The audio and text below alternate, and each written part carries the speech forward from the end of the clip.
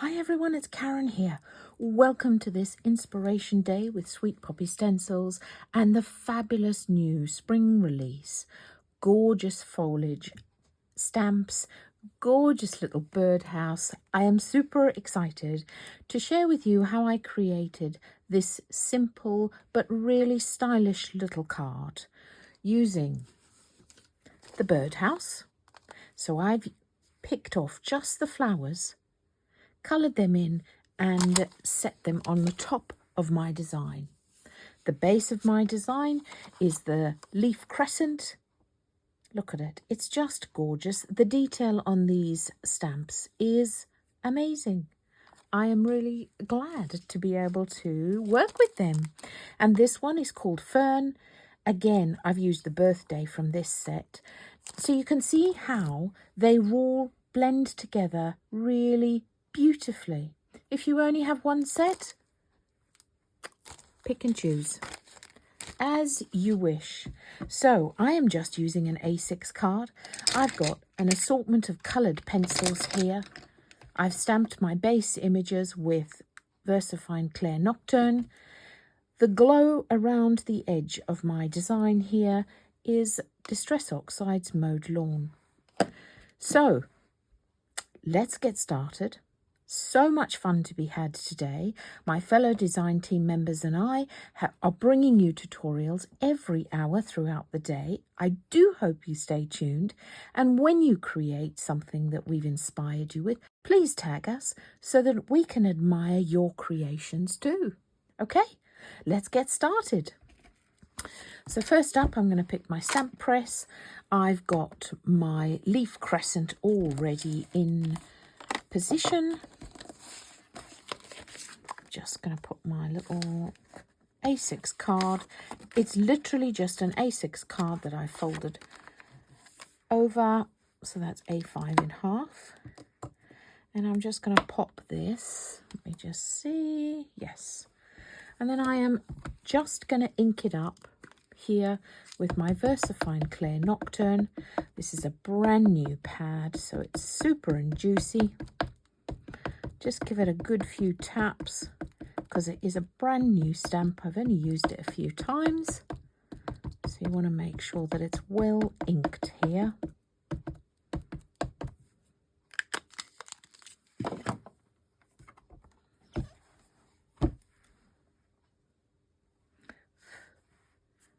It's got a bit of fluff on it. There we go. Now I use a blackboard eraser just to give an even pressure around my stamp. Now you can just as easily press it like that, but I quite like this.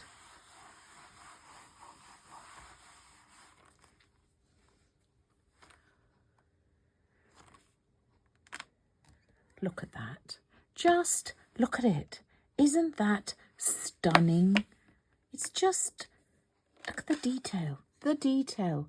The shading on this stamp makes it so easy to colour and make a success of. So thanks to Sweet Poppy Stencils and our designer for that. Now for the colouring. Now you can use any implements, of course.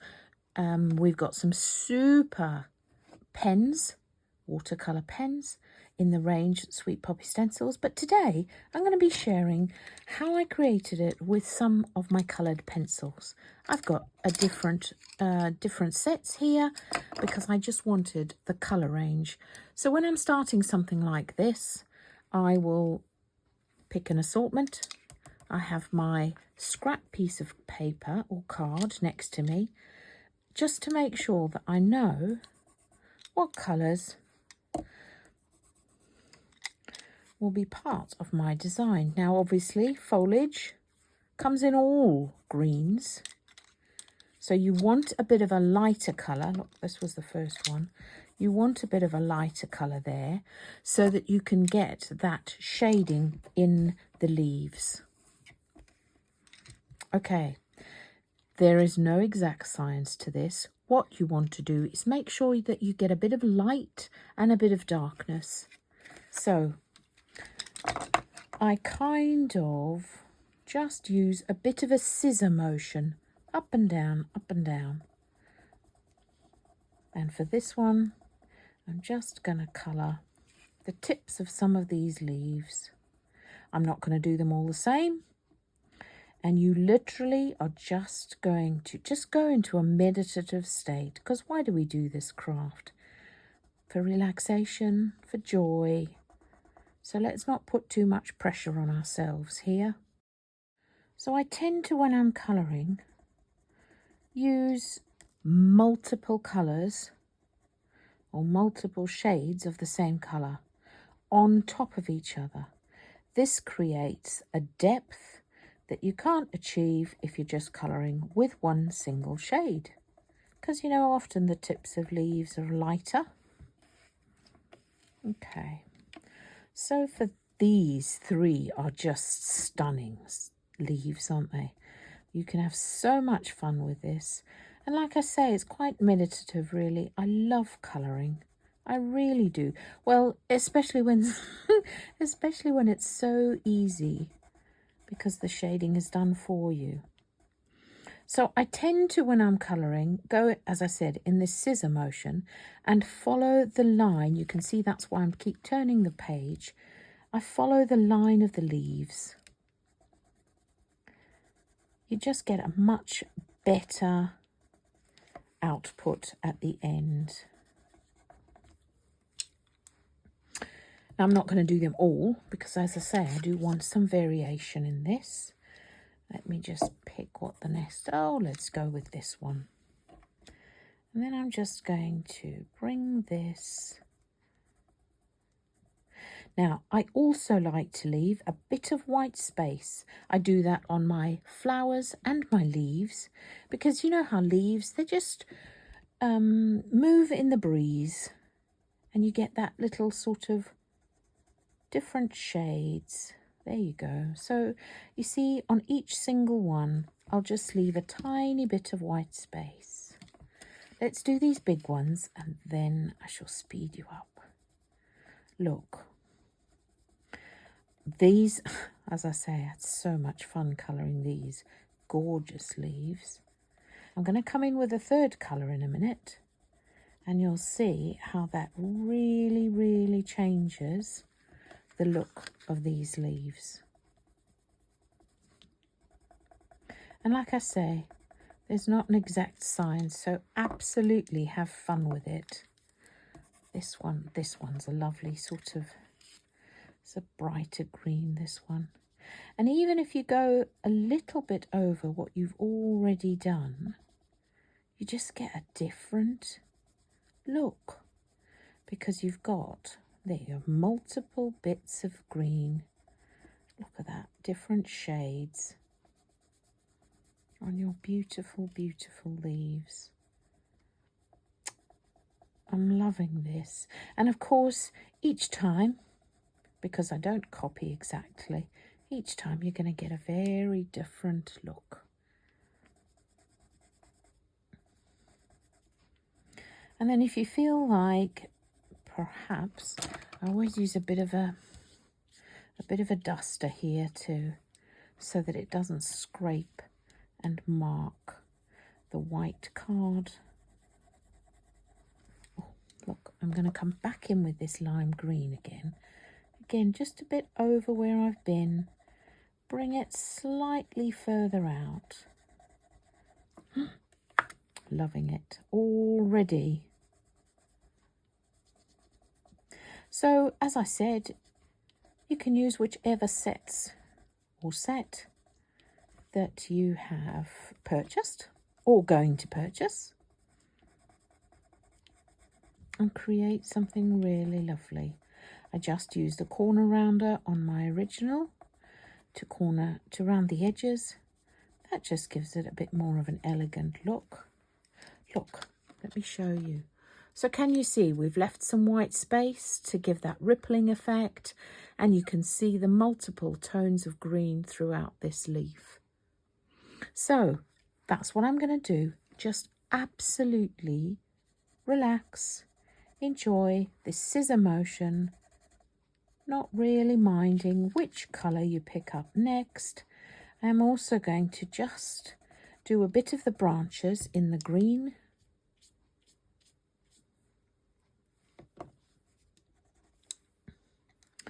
Sorry, of course, it's all green, isn't it, really? But there we go. Enjoy.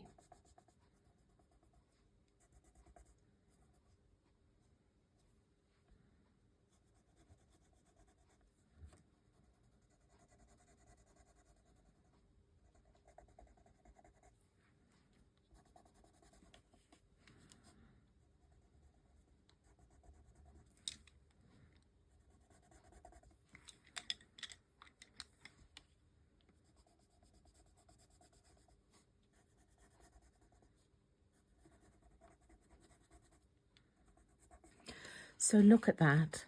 What a joy that was to colour. You can see that on some of these vines here, I've just gone round with that sort of limey green, just to give it a bit of an edge. Just look at it. I just love it.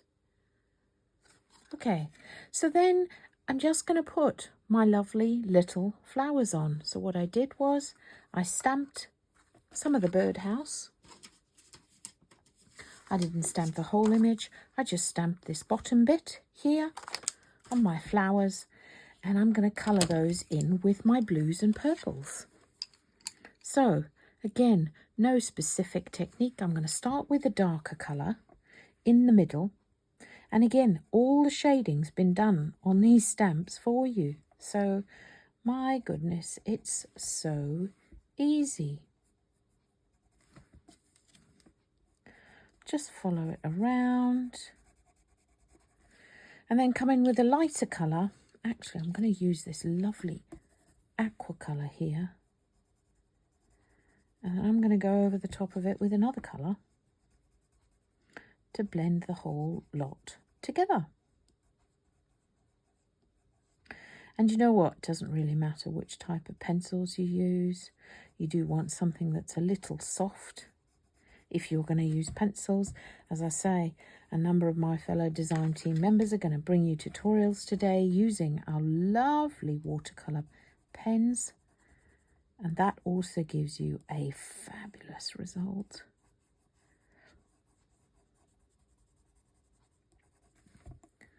So you can see I turn the paper the whole time, because that again enables me to follow the shape of the image.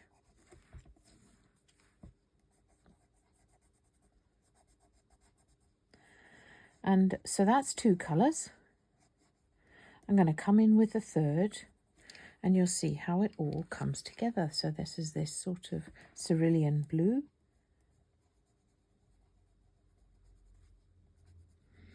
So I do use multiple colours of the same tone when I'm blending with my oxides or any of my inks as well, because again, like I say, you just get a depth when you use multiple colours that you can't achieve with one. Look at that. Isn't it looking gorgeous? Now, obviously, there's some little bees in the new release as well. They'd go quite nicely on this too. So again, on these petals, I am just leaving a bit of white space there, because you'll see when I put it together, it just gives it a bit of extra depth and interest by having that tiny bit of white space. So you're going to colour, I've done 4 on my original card. You're going to colour 4 of those nice individual petals wherever you like, and then you're going to fussy cut them with your lovely little sharp scissors. Just bringing back my original whilst I've still got my blues to hand, and I am going to, using the same colours, not the greens, the blues, using the same colours, just colour these, give a bit of extra interest to these tiny little flowers here. Now, before we put our flowers on, I just want to stamp my sentiment in the middle. There we go. Again, I'm going to ink up my sentiment with Nocturne, just because I wanted this very simple, elegant, and I wanted it to stand out image with this really nice, bold sentiment. Look at that, just crisp.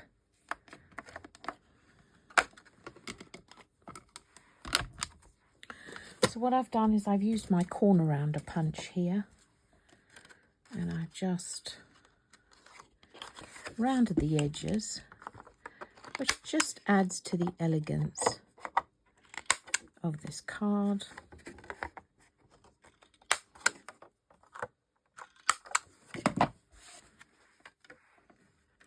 I'm loving that.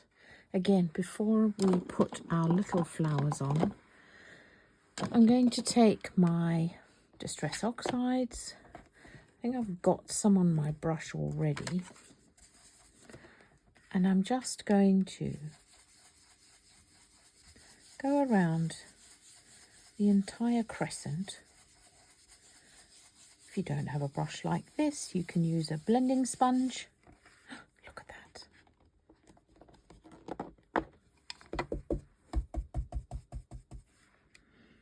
I don't want it too bright. You want this to be in the background. So you can see what I'm doing. I'm just moving this in a circular motion. Again, if I had a blending sponge, I'd be doing the same. You just want a kind of a bit of a glow around that fern, that crescent. I love it.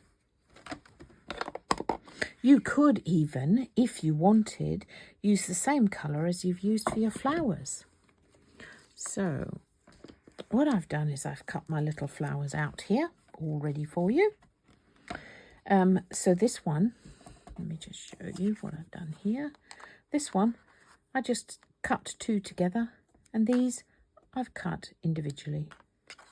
So the way I've coloured them all, this one's predominantly purple, and this has got a bit of a bluey purple in each one. So I'm going to pop this one about over there. That one about over there. Oh, I think about like that. Just really simple and elegant. Now, just going to use my sticky fixers. These are my favourites. They come in little tabs like this. And what I tend to do is I use my scissors to just cut them into smaller little pieces like this.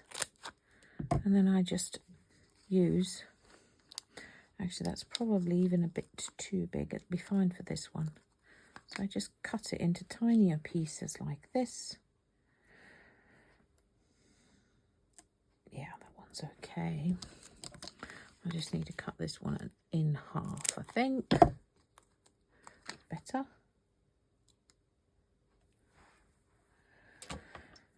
My pokey tool.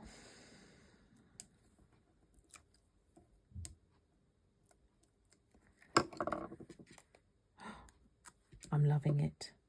I'm loving it already. So I've just used 3D fixers because I just wanted to sit on top of my design. But you could layer them. I mean, the opportunities here are endless. You see, what I've done here is I've layered it. So I might even leave the purple at the bottom, and I might glue that.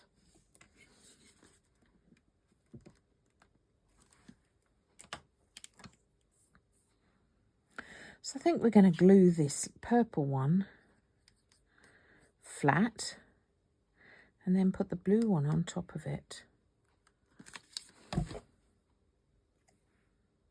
Oh, lovely.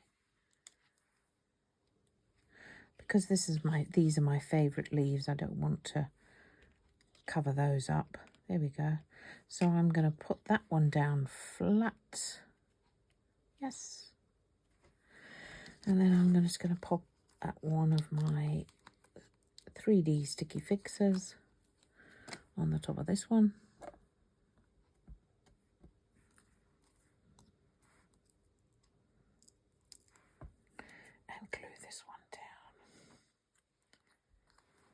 Love it.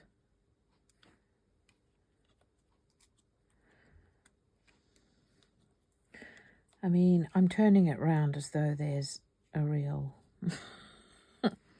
art or science to it. Oh my goodness, I just love it. Look at that. I hope you've enjoyed that.